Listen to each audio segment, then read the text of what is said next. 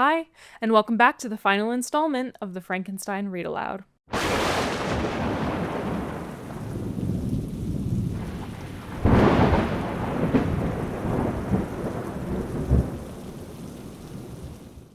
Last week, we found out that Henry Clerval was murdered by the creature. Being suspected as the murderer, Victor was confined in prison for months in Ireland before he was proved innocent and released. Once home in Geneva, Victor and Elizabeth's marriage was planned. On the night of their wedding, the creature, as promised, is with them, strangling Elizabeth while Victor is in another room. Victor's father dies shortly after hearing the news of Elizabeth's death, and Victor succumbs to madness himself for several months. Once he recovers his wits, he tells his whole story to a local magistrate, begging for assistance to hunt down the creature. The magistrate says that he likely wouldn't be able to help very much against such a fiend, and Victor swears to pursue his creature to the death on his own. Chapter 7. My present situation was one in which all voluntary thought was swallowed up and lost.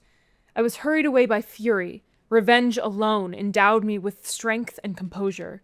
It modeled my feelings and allowed me to be calculating and calm at periods when otherwise delirium or death would have been my portion. My first resolution was to quit Geneva forever. My country, which, when I was happy and beloved, was dear to me, now, in my adversity, became hateful. I provided myself with a sum of money, together with a few jewels which had belonged to my mother, and departed.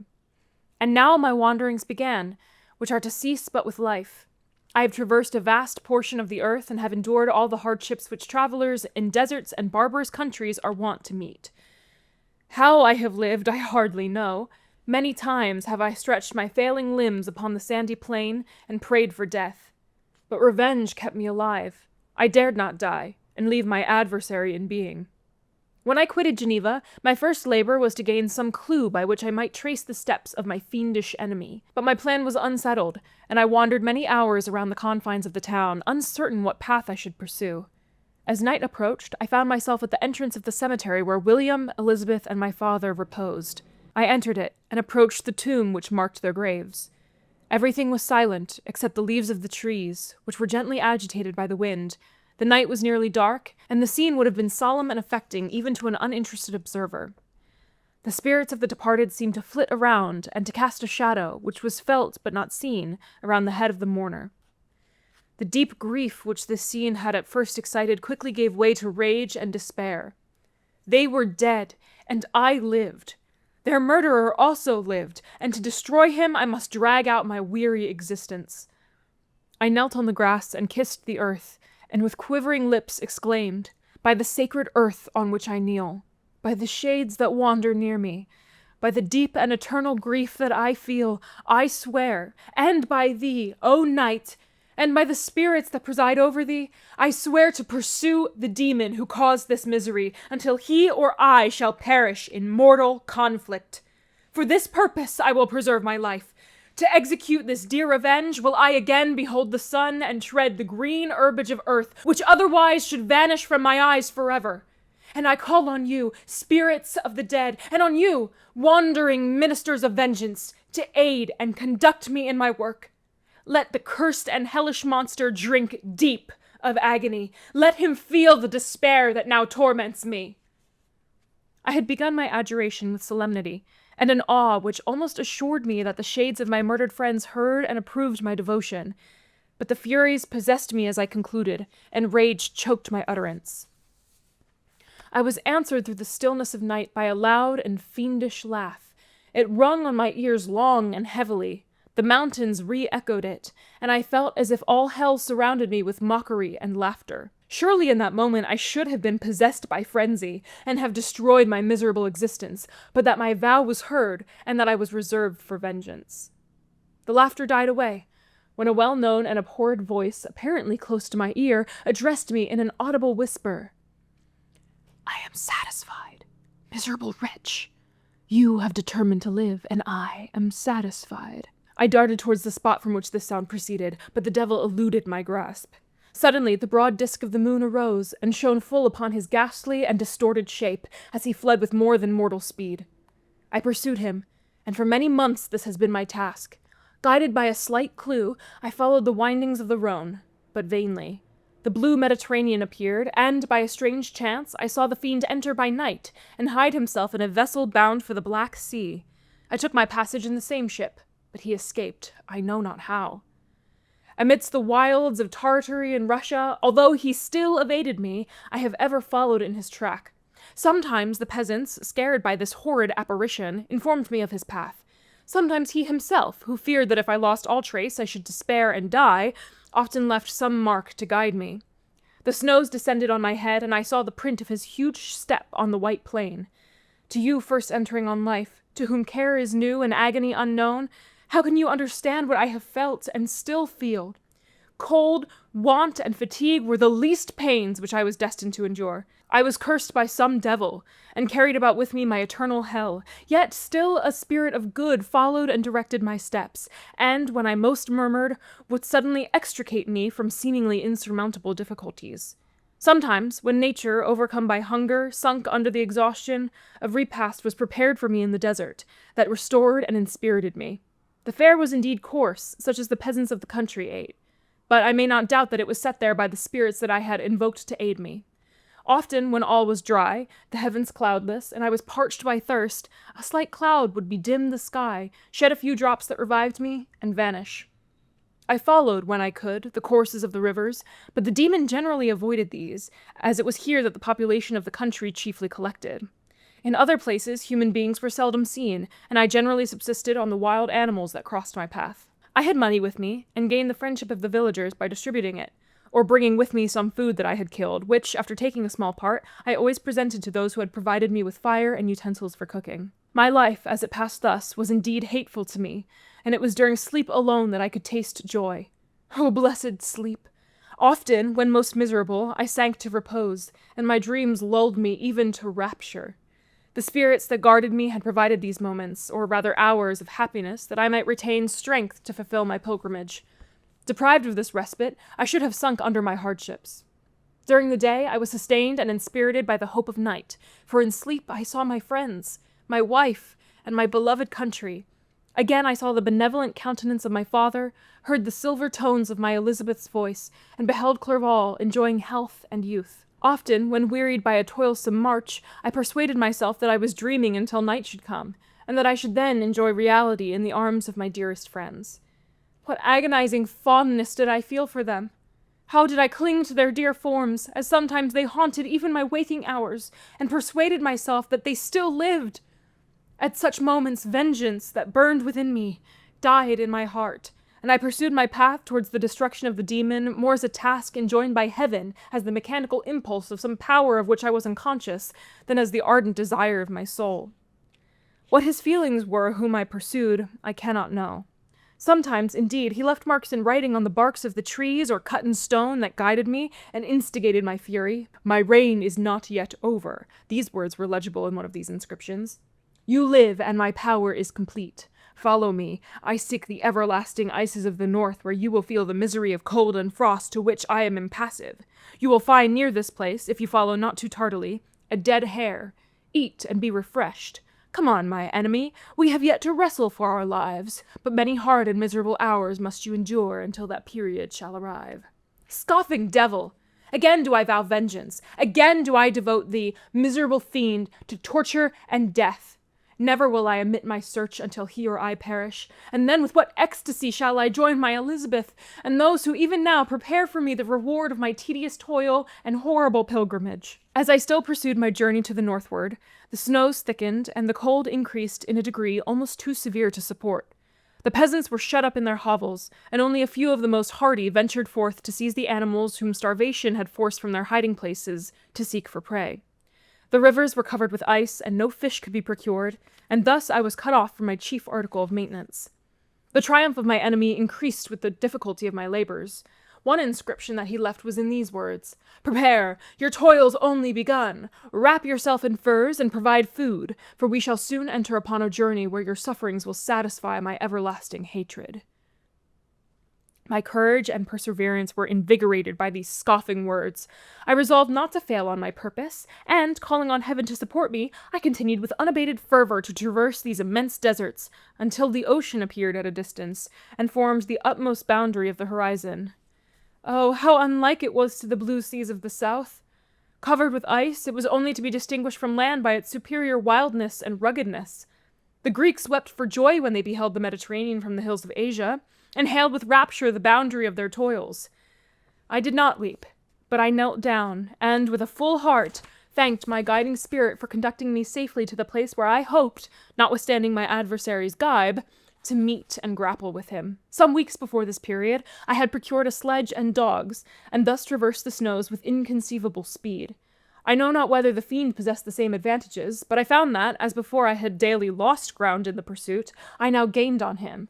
So much so that when I first saw the ocean, he was but 1 day's journey in advance, and I hoped to intercept him before he should reach the beach. With new courage, therefore, I pressed on, and in 2 days arrived at a wretched hamlet on the seashore. I inquired of the inhabitants concerning the fiend, and gained accurate information. A gigantic monster, they said, had arrived the night before, armed with a gun and many pistols, putting to flight the inhabitants of a solitary cottage through fear of his terrific appearance. He had carried off their store of winter food, and placing it in a sledge, to draw which he had seized on a numerous drove of trained dogs, he had harnessed them, and the same night, to the joy of the horror-struck villages, had pursued his journey across the sea in a direction that led to no land, and they conjectured that he must speedily be destroyed by the breaking of the ice, or frozen by the eternal frosts. On hearing this information, I suffered a temporary access of despair. He had escaped me, and I must commence a destructive and almost endless journey across the mountainous ices of the ocean, amidst cold that few of the inhabitants could long endure, and which I, the native of a genial and sunny climate, could not hope to survive. Yet at the idea that the fiend should live and be triumphant, my rage and vengeance returned, and, like a mighty tide, overwhelmed every other feeling. After a slight repose, during which the spirits of the dead hovered round, and instigated me to toil and revenge, I prepared for my journey. I exchanged my land sledge for one fashioned for the inequalities of the frozen ocean, and purchasing a plentiful stock of provisions, I departed from land. I cannot guess how many days have passed since then, but I have endured misery, which nothing but the eternal sentiment of a just retribution burning within my heart could have enabled me to support. Immense and rugged mountains of ice often barred up my passage, and I often heard the thunder of the ground sea, which threatened my destruction, but again the frost came, and made the paths of the sea secure. By the quantity of provision which I had consumed, I should guess that I had passed 3 weeks in this journey, and the continual protraction of hope, returning back upon the heart, often wrung bitter drops of despondency and grief from my eyes. Despair had indeed almost secured her prey, and I should soon have sunk beneath this misery, when once, after the poor animals that carried me had with incredible toil gained the summit of a sloping ice mountain, and one, sinking under his fatigue, died, I viewed the expanse before me with anguish, when suddenly my eye caught a dark speck upon the dusky plain. I strained my sight to discover what it could be, and uttered a wild cry of ecstasy when I distinguished a sledge, and the distorted proportions of a well-known form within. Oh, with what a burning gush did hope revisit my heart! Warm tears filled my eyes, which I hastily wiped away, that they might not intercept the view I had of the demon, but still my sight was dimmed by the burning drops, until, giving way to the emotions that oppressed me, I wept aloud. But this was not the time for delay. I disencumbered the dogs of their dead companion, gave them a plentiful portion of food, and, after an hour's rest, which was absolutely necessary, and yet which was bitterly irksome to me, I continued my route. The sledge was still visible, nor did I again lose sight of it, except at the moments when for a short time some ice rock concealed it with its intervening crags. I indeed perceptibly gained on it, and when, after nearly 2 days' journey, I beheld my enemy at no more than a mile distant, my heart bounded within me. But now, when I appeared almost within grasp of my enemy, my hopes were suddenly extinguished, and I lost all trace of him more utterly than I had ever done before. A ground sea was heard, the thunder of its progress, and the waters rolled and swelled beneath me became every moment more ominous and terrific. I pressed on, but in vain. The wind arose, the sea roared, and, as with the mighty shock of an earthquake, it split, and cracked with a tremendous and overwhelming sound. The work was soon finished. In a few minutes, a tumultuous sea rolled between me and my enemy, and I was left drifting on a scattered piece of ice that was continually lessening, and thus preparing me for a hideous death. In this manner, many appalling hours passed.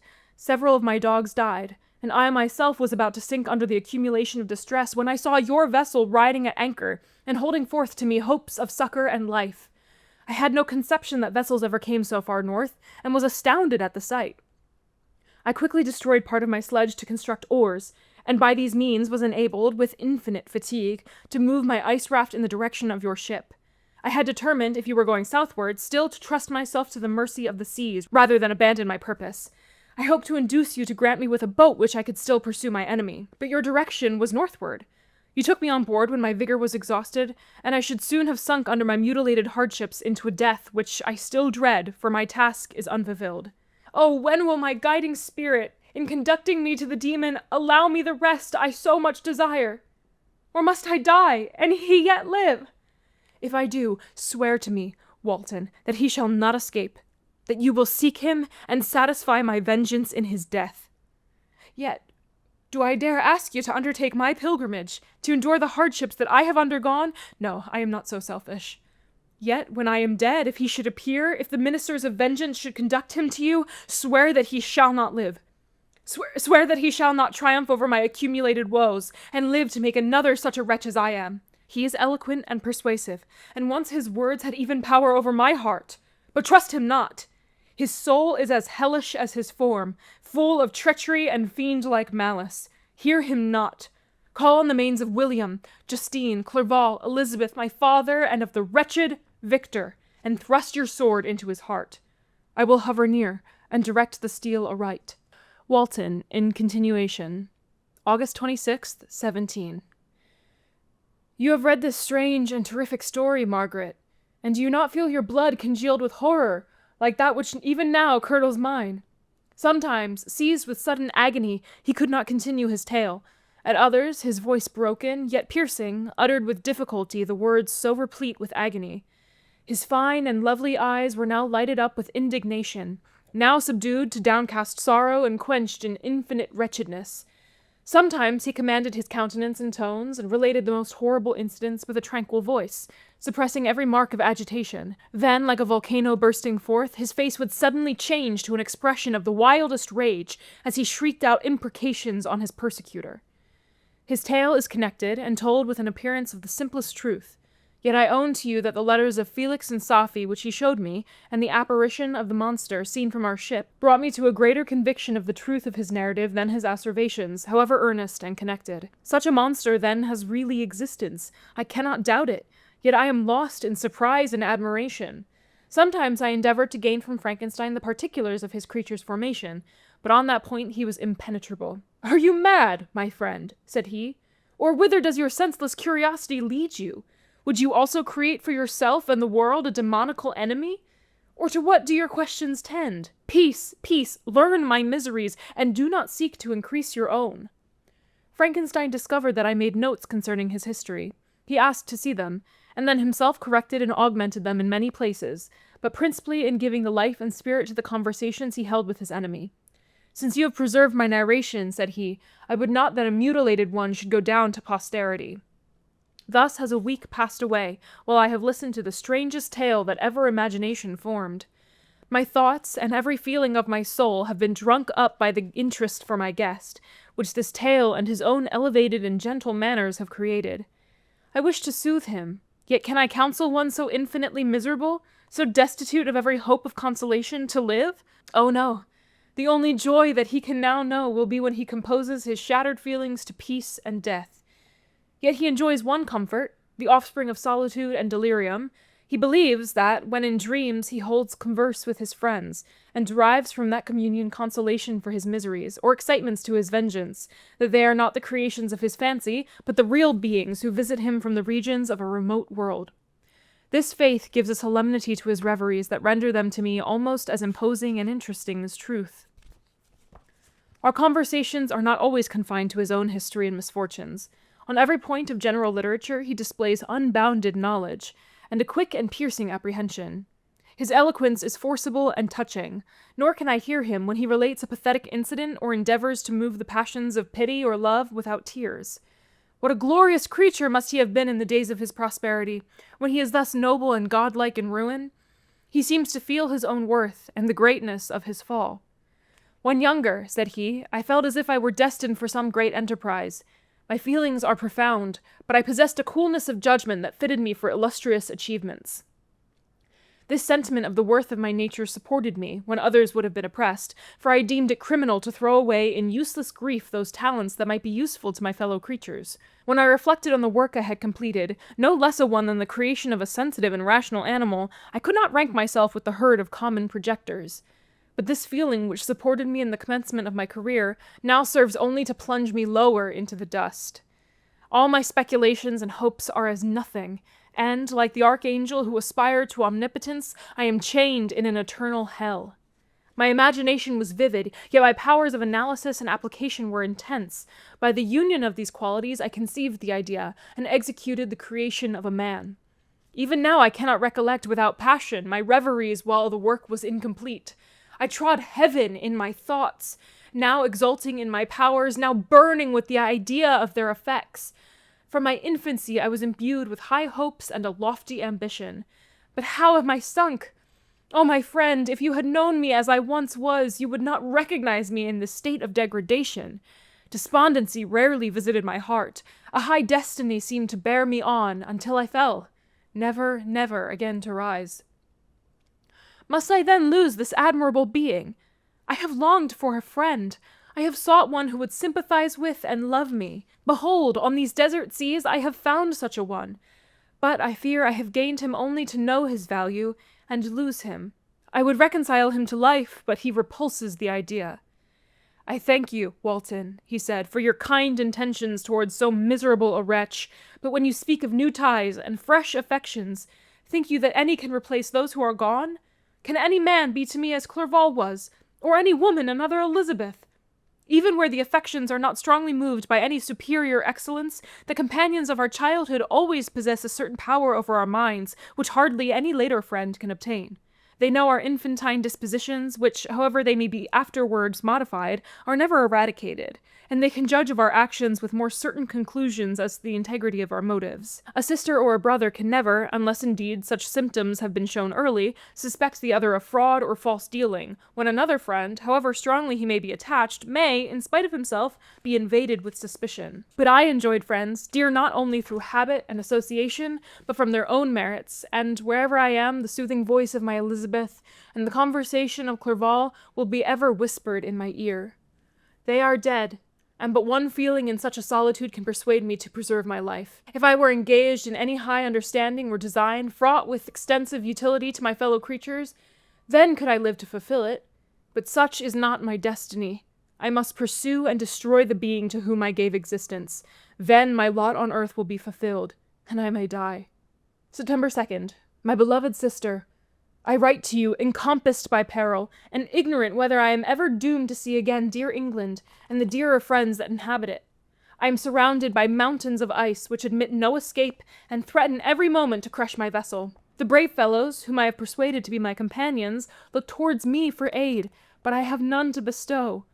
There is something terribly appalling in our situation, yet my courage and hopes do not desert me. We may survive, and if we do not, I will repeat the lessons of my Seneca and die with a good heart. Yet what, Margaret, will be the state of your mind? You will not hear of my destruction, and you will anxiously await my return. Years will pass, and you will have visitings of despair, and yet be tortured by hope. Oh, my beloved sister, the sickening failings of your heartfelt expectations are, in prospect, more terrible to me than my own death. But you have a husband, and lovely children. You may be happy. Heaven bless you, and make you so. My unfortunate guest regards me with the tenderest compassion. He endeavors to fill me with hope, and talks as if life were a possession which he valued. He reminds me how often the same accidents have happened to other navigators who have attempted this sea, and in spite of myself, he fills me with cheerful auguries.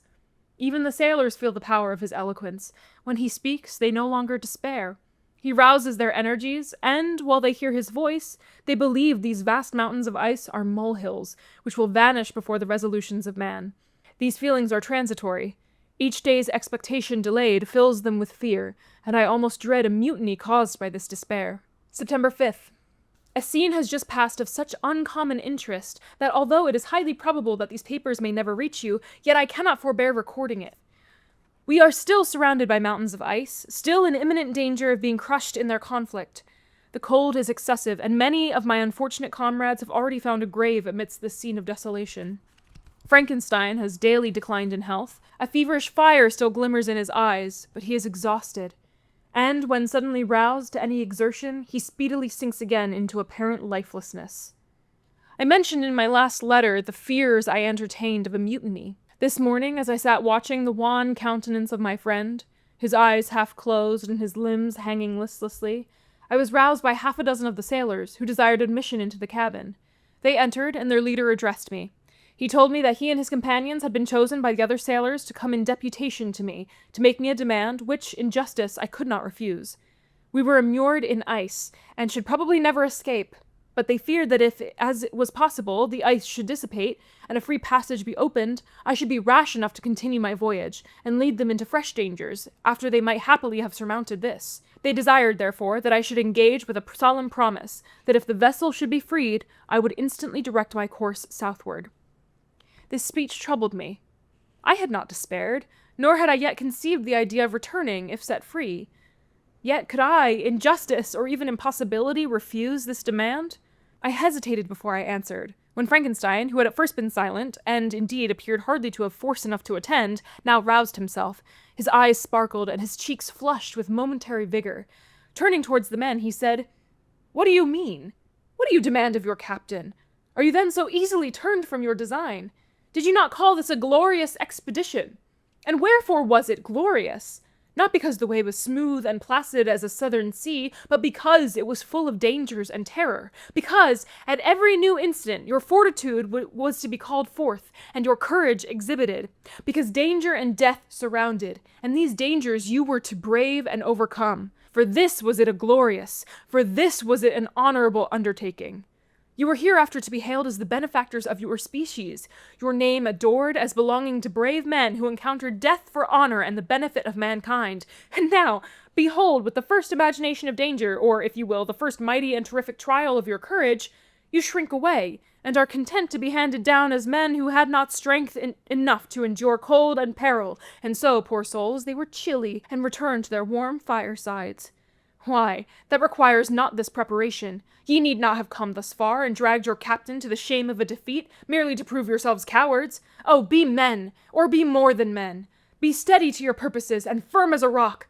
This ice is not made of such stuff as your hearts might be. It is mutable, cannot withstand you if you say that it shall not. Do not return to your families with the stigma of disgrace marked on your brows. Return as heroes who have fought and conquered, and who know not what it is to turn their backs on the foe." He spoke this with a voice so modulated to the different feelings expressed in his speech, with an eye so full of lofty design and heroism, that can you wonder that these men were moved? They looked at one another and were unable to reply. I spoke. I told them to retire and consider what had been said, that I would not lead them further north if they strenuously desired the contrary, but that I hoped that, with reflection, their courage would return. They retired, and I turned towards my friend, but he was sunk in languor and almost deprived of life. How all this will terminate, I know not, but I had rather die than return shamefully, my purpose unfulfilled. Yet I fear such will be my fate. The men, unsupported by ideas of glory and honor, can never willingly continue to endure their present hardships. September 7th. The die is cast. I have consented to return if we are not destroyed. Thus are my hopes blasted by cowardice and indecision. I come back ignorant and disappointed. It requires more philosophy than I possess to bear this injustice with patience. September 12th. It is past. I am returning to England. I have lost my hopes of utility and glory.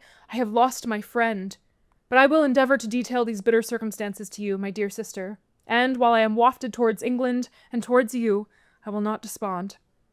September 9th, the ice began to move, and roarings like thunder were heard at a distance, as the island split and cracked in every direction. We were in the most imminent peril, but as we could only remain passive, my chief attention was occupied by my unfortunate guest, whose illness increased in such a degree that he was entirely confined to his bed. The ice cracked behind us, and was driven with force towards the north. A breeze sprung from the west, and on the 11th the passage towards the south became perfectly free.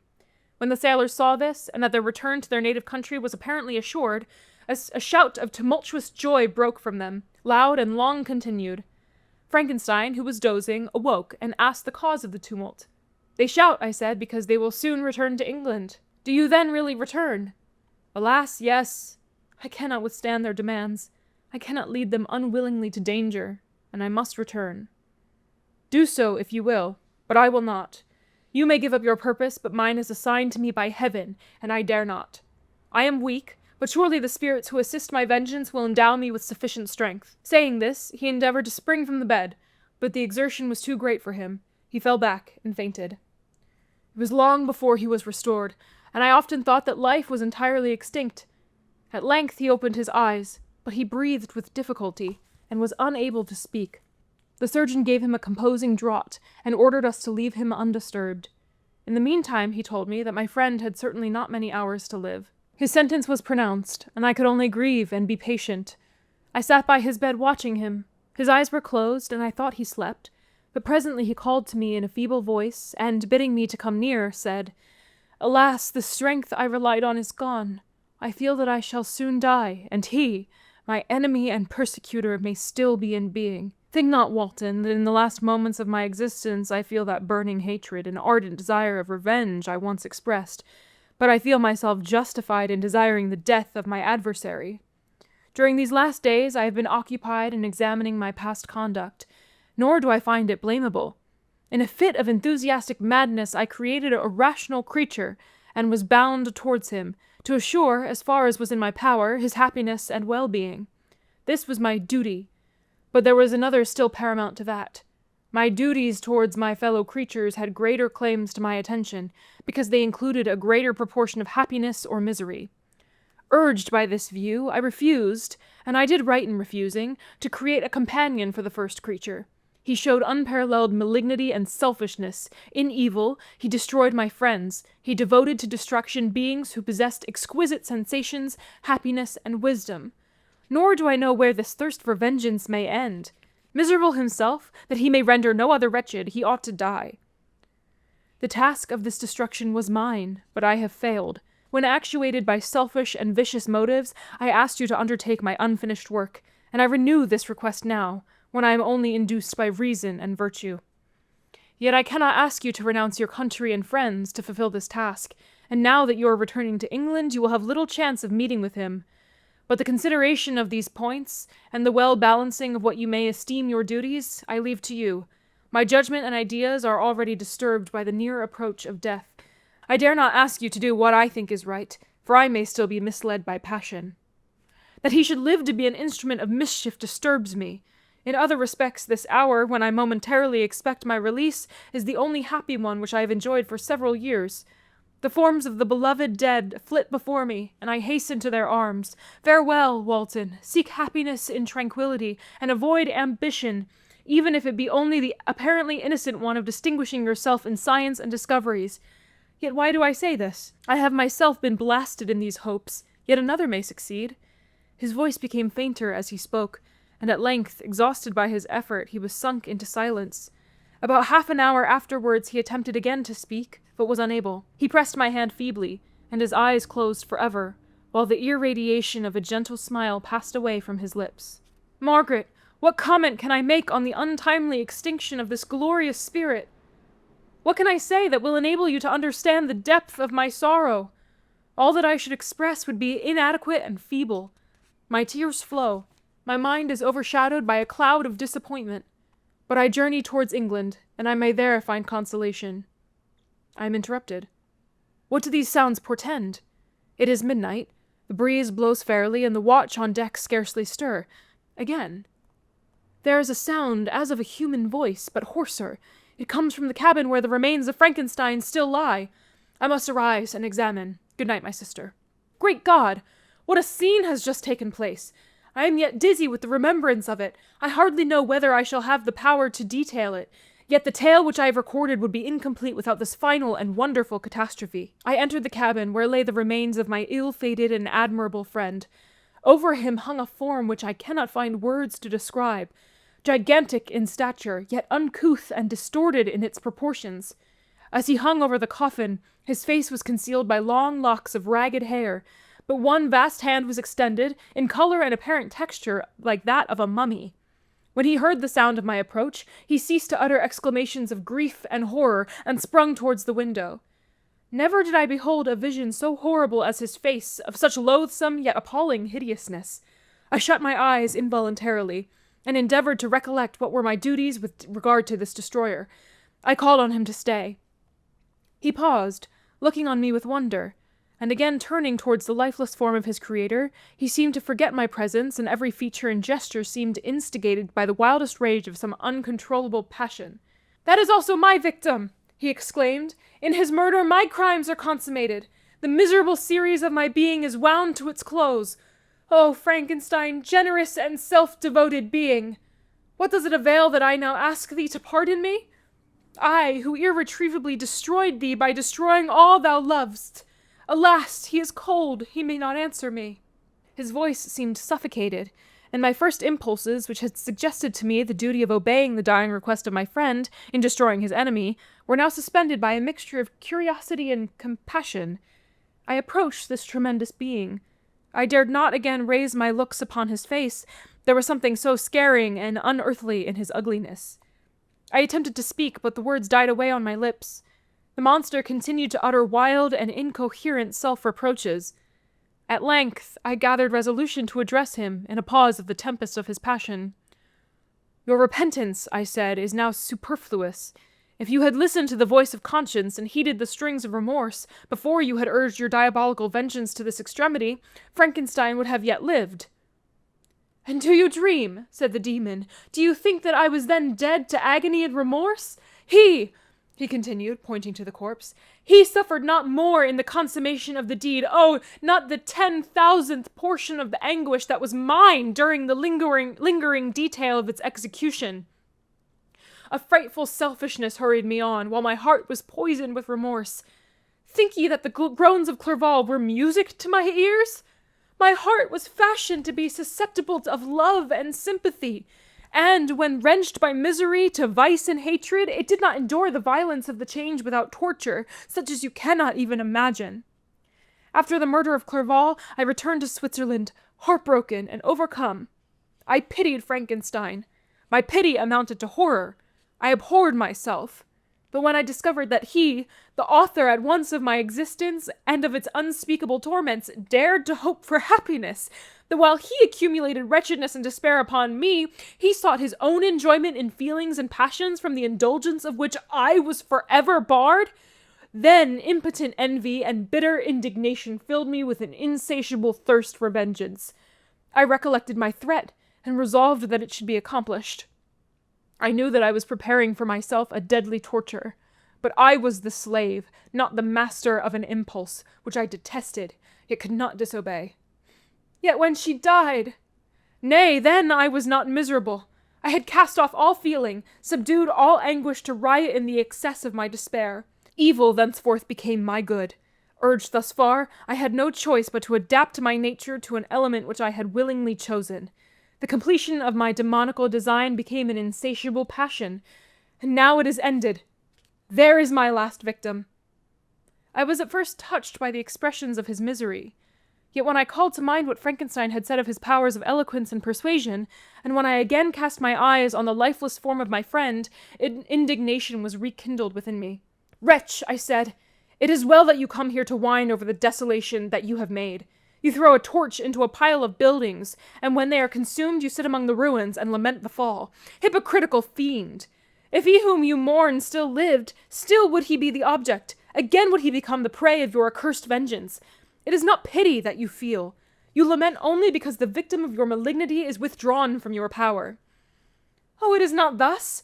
Not thus!" interrupted the being. "Yet such must be the impression conveyed to you by what appears to be the purport of my actions. Yet I seek not a fellow feeling in my misery. No sympathy may I ever find. When I first sought it, it was the love of virtue, the feelings of happiness and affection with which my whole being overflowed, that I wished to be participated.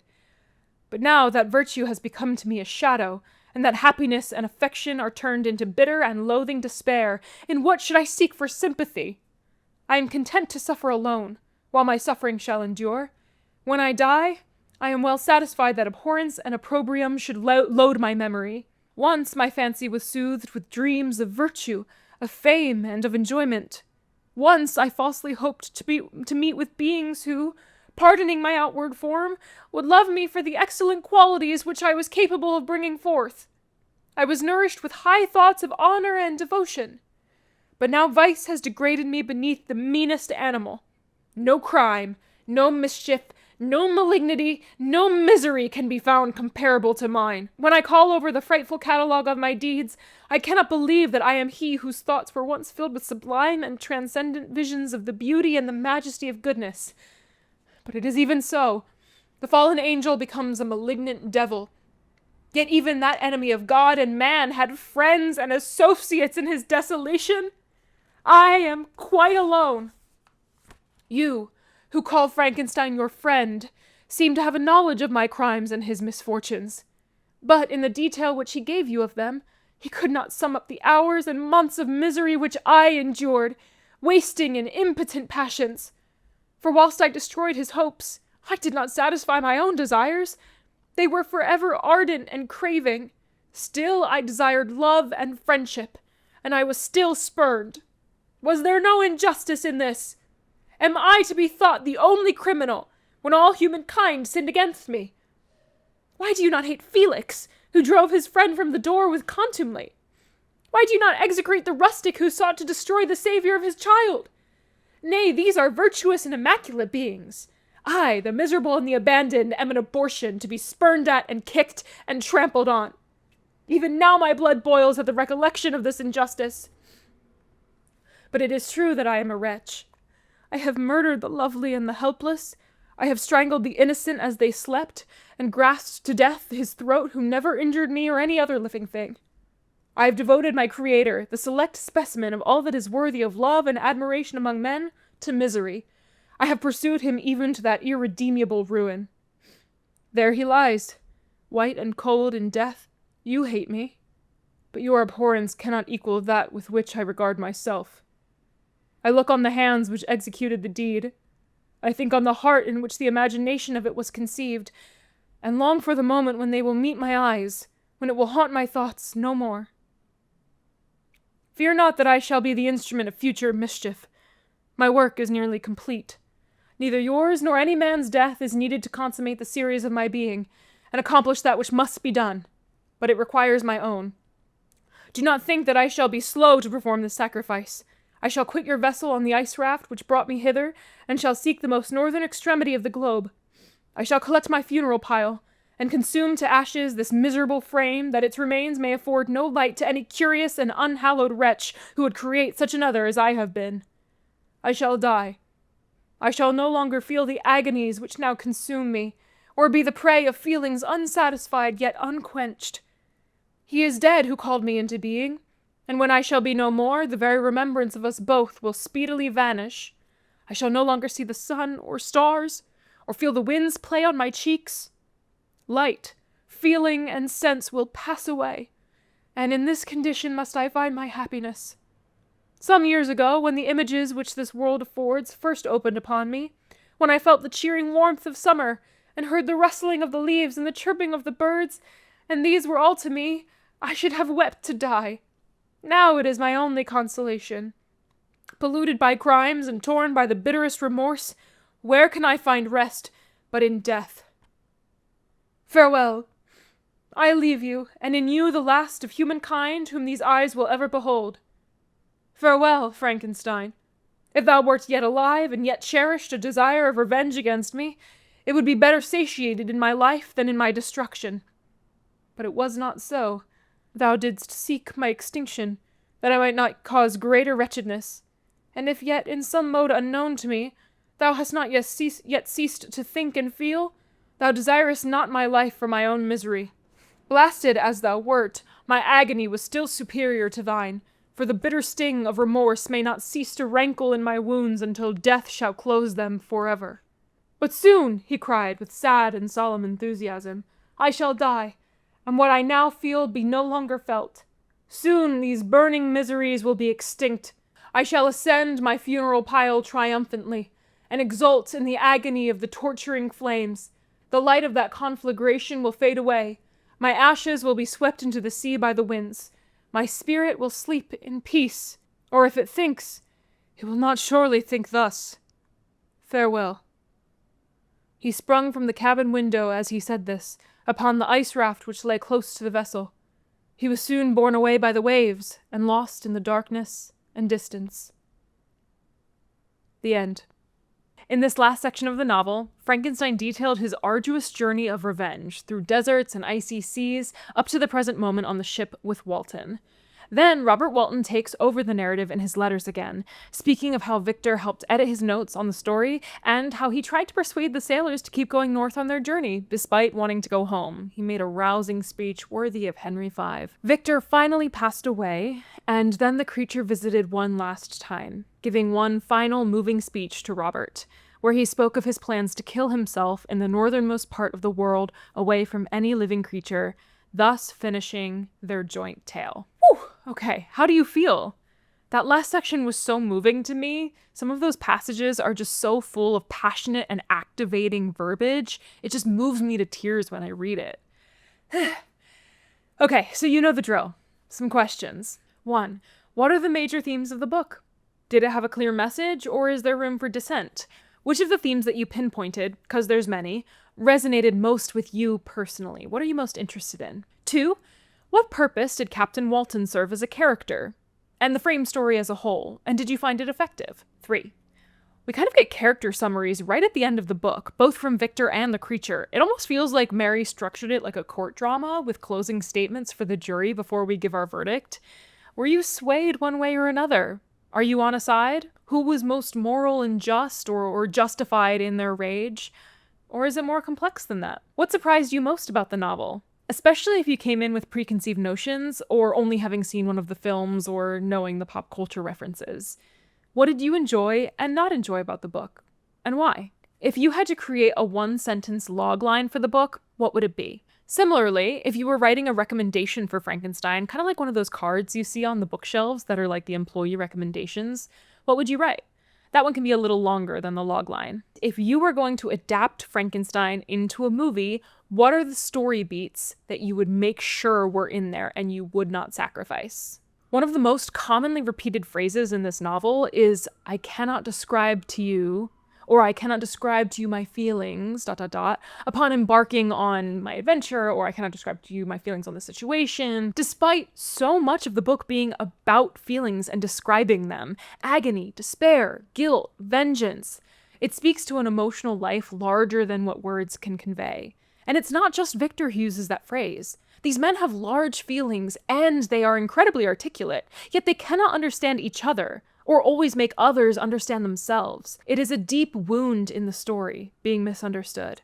For all the major characters, I think.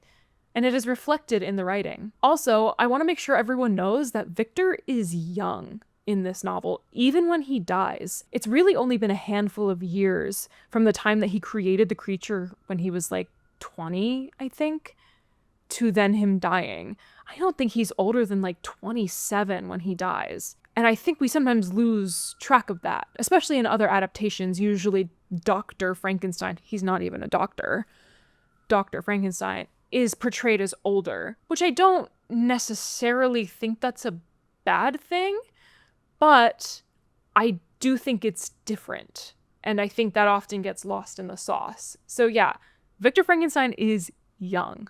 Okay, one more thought / question to ponder.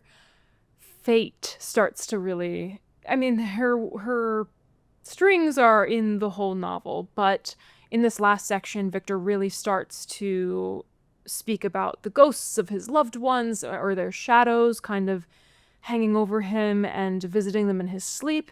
And he feels that it is like these spirits that he prayed to that keep him alive for vengeance, right?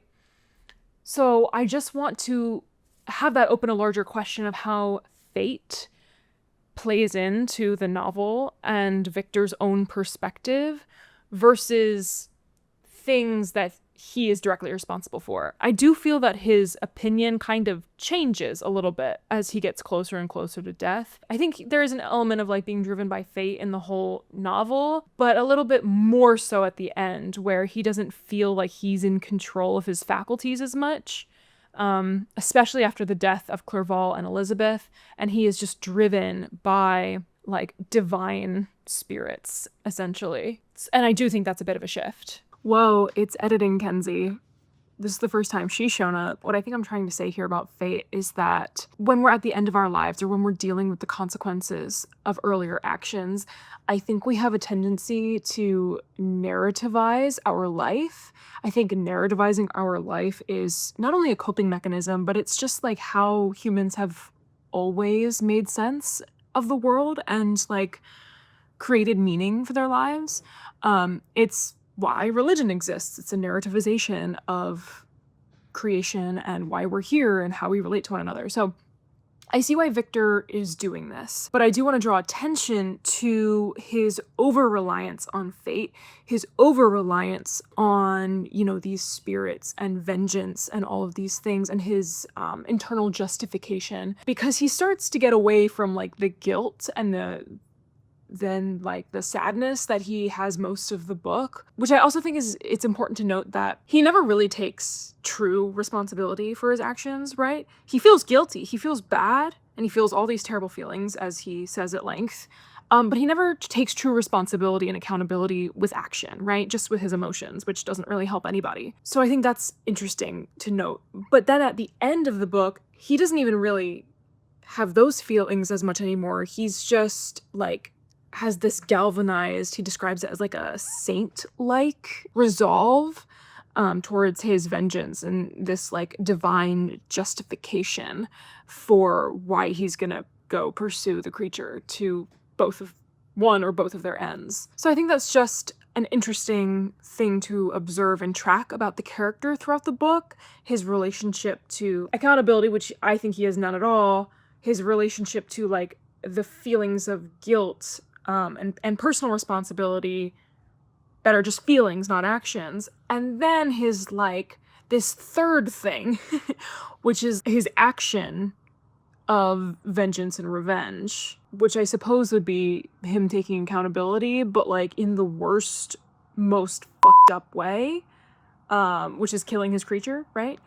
So he's doing something about it way too late, and I would say in like a very violent and non-actually just way. I hope I'm not rambling too much. I hope this makes sense. I hope this is valuable. Fate is such a interesting thing to think about, both in how it is portrayed in this book, in many books, and also how we use it in our own life as a coping mechanism, as a way to narrativize our life, or maybe similarly to Victor, how we use it to maybe absolve ourselves from accountability and guilt. Okay, so I want you to think hard about this novel for the next week. Figure out how you feel about it and what you think about it, which can be two separate things, by the way. And then join me next week for the conclusion video, where I'll delve into more analysis, historical context, and my own opinions of Frankenstein. See you then.